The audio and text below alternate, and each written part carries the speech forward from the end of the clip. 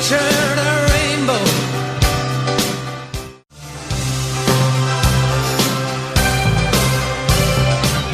Welcome to the evening show with Jackie Brambles, the home of great conversations with your favourite living legends of the 70s, 80s and 90s. Tonight's guest, well, I was fortunate enough to see them live on their current tour very recently, and I have to tell you, the Waterboys live are so fantastic. The musicians, the voice, and of course the great songs were all absolutely stunning, and all under the leadership of founder and frontman Mike Scott, who joins us tonight. Hi, Jackie. Great to have you with us, Mike. I know you're busy. You're mid-UK tour. Quite a big UK tour, actually, so we appreciate you taking the time to chat. You're live in Liverpool on Wednesday this week, then on to York, Manchester, Southend, Bath, Bexhill, Cambridge, London, Guildford, Birmingham, Basingstoke, finishing up in Bournemouth on the 26th of this month before heading to Ireland for a good few dates there as well. I cannot recommend highly enough to our listeners, if you do get the chance to go and see the band live. It is one of the best displays of musicianship that you're ever going to see.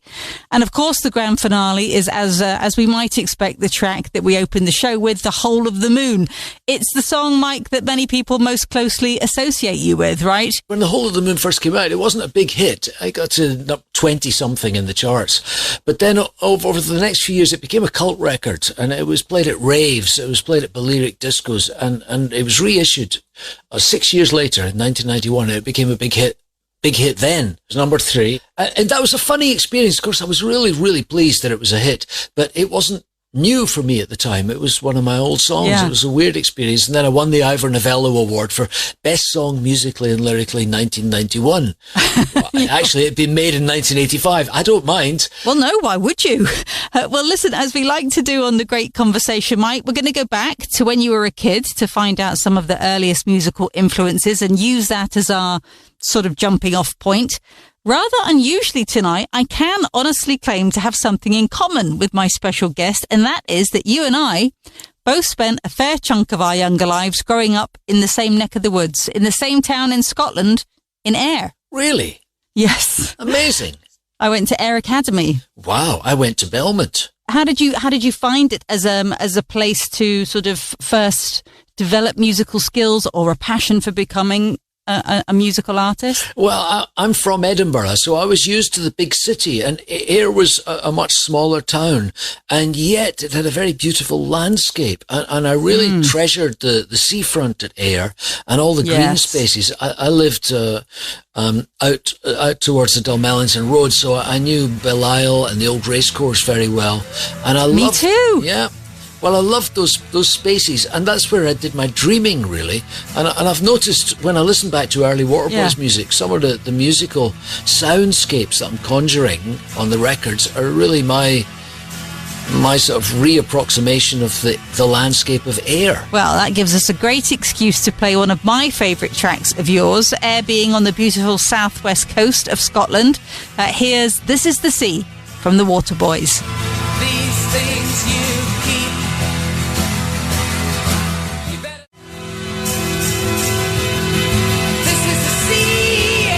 That's the Waterboys with This Is the Sea. And when I saw you in concert recently, Mike, you do the most phenomenal stomping version of that track live. And I know that as part of the Record Store Day Black Friday celebrations on the 24th of November, you're going to be releasing a faster live version of that track, right? Featuring the late, great Tom Verlaine of television. Yeah. Right, well, listen, let's take a bit of a deep dive with you to get a sense of the music that influenced you growing up in Edinburgh and then to Ayr. What kind of stuff were you into as a youngster? Bob Dylan. I loved Tamla Motown and soul music. Papa was a rolling stone.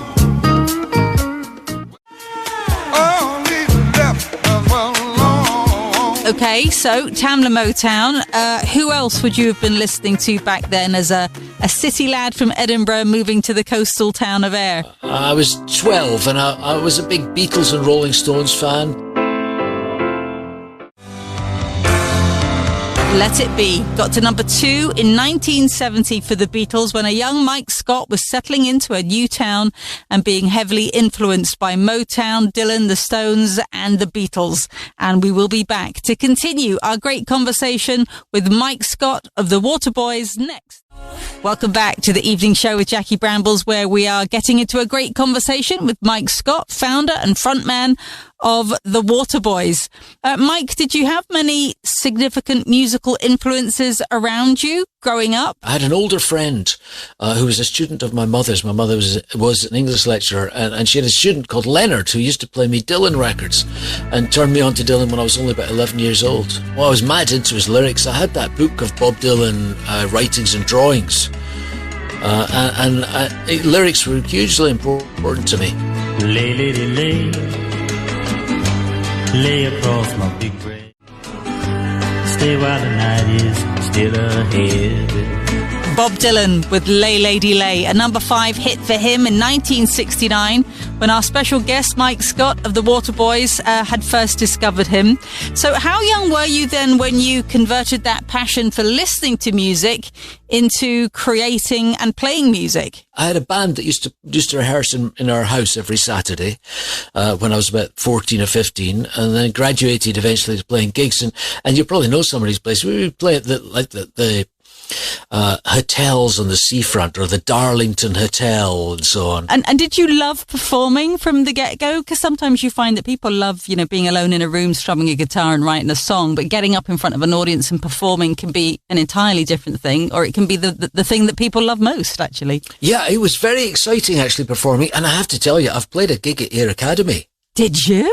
I did in 1976 in September, and it was in the hall, the big hall at Ayr Academy, because 2 of my bandmates were at Ayr Academy. Yes. And they organised the gig. It was a lunchtime gig, something to do with a music club, and we played us a half-hour set. What were the name of your bandmates? I know this.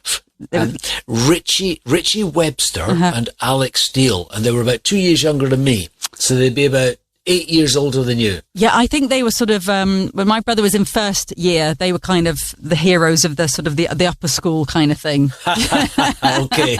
How exciting. I was very serious about my music, and my mum and I used to go down to London every summer on holiday, and I would go to the record shops in London, and I used to read the music press from cover to cover, NME, Sounds, Melody Maker, Record Mirror and Disc, all 5 every week, cover to cover. So I really, really knew my music, and the rebellion was sort of built into what I was into anyway. Right. And through the 70s, I was into David Bowie, Bruce Springsteen, The Who. Rebel, rebel, put on your dress. Rebel, rebel. Hot tramp, I love you so. And then, of course, punk rock happened in 1976, 77, and I loved that. I was just the right age for it. I was 17 when punk happened. Did you get right into that? I did, yeah. I remember buying Anarchy in the UK, because you see, we'd all read about the Sex Pistols, but unless you lived in London, you hadn't heard them because they hadn't made a record.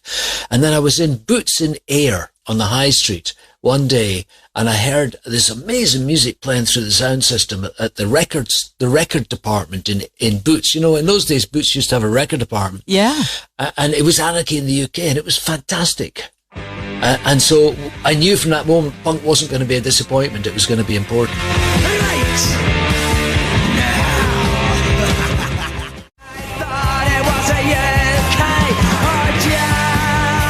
1976, the start of the Sex Pistols and punk, and our special guest Mike Scott of the Waterboys, who would have been about 18 at the time. You were more than ready for that, Mike. I have to confess, by 1975-76, mainstream rock was boring me, right. And I was fed up with long whittly guitar solos. So the punk philosophy felt right to me, making everything short and immediate again, and dangerous again. I loved that. And at what point then did you become a professional musician, and who else would have been floating around at that point? Well, when I was 17 or 18, I left Ayr and I went back to Edinburgh, and I had my first professional bands in Edinburgh. And the other artists around at that time would be the very early Simple Minds, Orange Juice.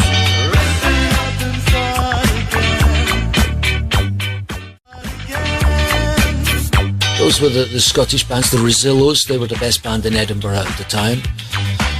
And then I moved to London in 1981, and the up-and-coming rock bands at that time were Echo and the Bunnymen, Simple Minds Again, U2, Wah-Heat from Liverpool, who were favourites of mine, the Psychedelic Furs. That was the sort of rock milieu of the day.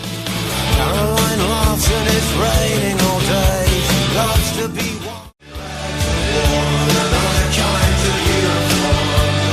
Pretty in Pink, a hit for the Psychedelic Furs, contemporaries of the Waterboys, and we will be back to continue our great conversation with our special guest, the founder and frontman of the Waterboys, Mike Scott, next.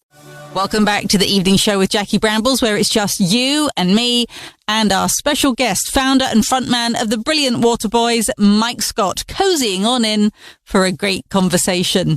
It's interesting when I've been talking to artists who sort of, had real the peak of their success in the 80s.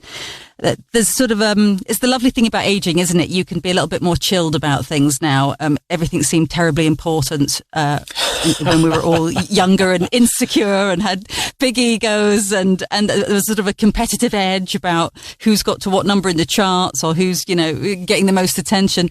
Did you have that same sense of maybe wishing you'd enjoyed the camaraderie of it more back then? Not really, and I'm still competitive. I still think I write better songs than you two. I love it. And so does that kind of spur you on, actually? Yeah, it does, yeah. Yeah. Yeah. It's a funny thing, competitiveness. I don't want other people to do badly so that I feel better about myself. I want them to do well. I just want me to do better. I want to be the best, and I always wanted to be the best. And when I was coming up in the 80s and I would consider the topography of rock, I would look at bands like Echo and the Bunnymen, and I would see that certain things that they could do better than me. But then there were things that I thought I could do better than them. And I would always try and push those things, like my lyric writing and my melodies and so on. under blue moon. I saw you so soon. Number 9 in 1984, The Killing Moon. That's Echo and the Bunnymen, keeping Mike Scott of the Waterboys on his toes and his standards high. Mike, I'm going to ask you to pick a favourite child now by pondering over the 15 or so albums that you've recorded over the years. Could you pick a favourite song of yours that for you is a kind of pinnacle? Well, one of my favourites is a song called In My Time on Earth. Oh, I love that track. That was on our 2019 album, called Where the Action Is. And I think that's my best song so far. After seeing your gig last week, my husband and I played that track in the car on the way home over and over because it just felt so magical and so moving to us as audience members. I'm curious to hear why it's your favourite. Well, I managed to get a lyric that I felt really said everything that I've ever tried to say, and strong melodies and music that turns me on, and beautiful arrangement touches by our keyboard player brother Paul, and a beautiful production. It's just one of the ones that I'm particularly happy with. Do you see that young pretender with the tear marks on his face? How stunning is that track? In My Time on Earth. That's the Waterboys frontman and founder Mike Scott, who's been our special guest on The Great Conversation this evening. And just before we let you go, Mike, I'm looking to you to choose the final track of the hour. It's your go-to song for inspiration or for being comforted or cheered up or energized, that, never lets you down, always does the job. Well, one of my all-time favourite records is Heaven Must Have Sent You by the Elgins, which is a Tamla Motown single from the 60s. Ah. And it was a big hit on the Northern Soul circuit in the early 70s, and it was reissued, and it was a top 10 hit in 1971, which is when I bought it. And for me, that's I'm not sure I would say comforting, but it's so familiar. It's like entering a warm room listening to that. It's a very emotional record too. It's full of soul. It's true soul music. And that's one that I've gone back to year in, year out. I've cried through many endless nights, just holding my arms. I wanna stay. It's heaven. Number 3, in 1971, the Elgins with Heaven Must Have Sent You, our final track tonight, as chosen by our special guest on The Great Conversation, Mike Scott of the Waterboys. A quick reminder that the Waterboys are out on tour right now across the UK and Ireland. I cannot recommend going to see them highly enough.